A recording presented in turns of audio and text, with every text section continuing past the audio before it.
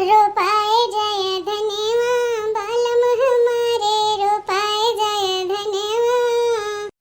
रोपाए जय धनेवा बालम हमारे रोपाए जय धनेवा जेठ बीत गई बीते असड़वा जेठ बीत गई बीते असड़वा नियरान सवनेवा बालम हमारे नियरान सवनेवा बालम हमारे रोपाए जय धनेवा बालम हमारे रोपाए जय धनेवा रोपाए जय धनेवा बालम हमारे रोपाए जय धनेवा खेतवा देख के मन मोरा हुल से खेतवा देख के मन मोरा हुल से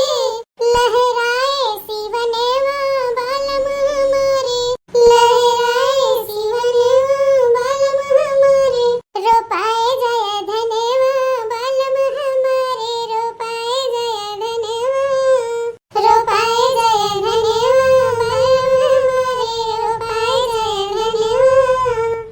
धनवा बेच हम चुनरी मंगाऊ गई अरे धनवा बेच हम चुनरी मंगाऊ गई गढ़वई गहनेवा बालम हमारे गढ़वई गहनेवा बालम हमारे रोपाए जय धनेवा बालम हमारे रोपाए जय धनेवा रोपाए जय धनेवा बालम हमारे रोपाए जय धनेवा। तो भैया बहनी दीदी लोग ई रहा आज के हमार कजरी गीत। सब है बहनी दीदी लोग कजरी याद कर ले जाओ और नहीं याद भवा हो तो कलम कापी लेके नोट कर ले जाओ और बढ़िया से याद कर ले जाओ। हां तो सब जनी जब धान लगावत जाओ खेते में तो कजरी गावत जाओ। हां यार गाना बहनी जा रहा है हंसी खुशी से रहा गाना गावत बजावत रहा तीन से गानों गाना ही नहीं गावत रहा तो धनवा अनवा बैठावे में सरात है। हां बहनी सही कहा थे कोनो कमो करे लगे कौन गाना ही गावत रहा तो बड़े जल्दी सरात है। हां तो भैया बहनी दीदी लोग आप लोग के अगर हमारा कजरी गीत अच्छा लगा है तो मेरे चैनल के लाइक